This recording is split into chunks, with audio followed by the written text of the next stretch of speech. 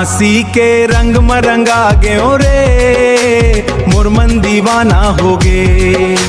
सतनाम के जोत जलिस सन जीवन सुहाना होगे।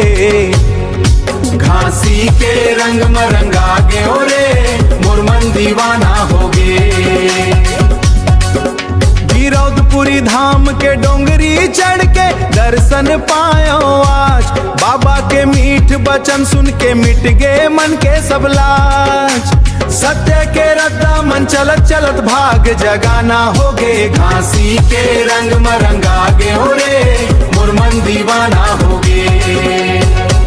जय तक हम के छाँव तले शांति के सागर पायो।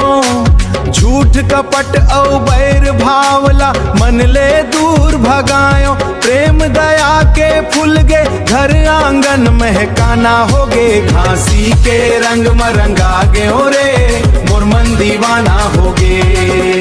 सादा जीवन ऊंच विचार के बाबा संदेश सुनाइन। मानव मानव एक समान है दुनिया ला समझाइन। ओखर महिमा गावत गावत मनहर परवाना होगे। घासी के रंग मरंगा गयो रे मुरमन दीवाना होगे। सतनाम के नाम जपच पत अंधियारा सब भागे। बाबा के कृपा ले मोर जीवन के भाग जागे। भक्ति के अमृत पी के आज मन मस्ताना होगे।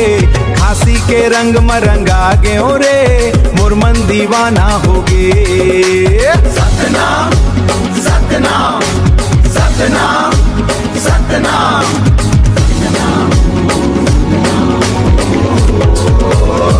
घासी के रंग मरंगा गयो रे मुरमन दीवाना होगे। सतनाम के जोत जलिस सन जीवन सुहाना होगे। घासी के रंग मरंगा गयो रे मुरमन दीवाना होगे। जय सतनाम।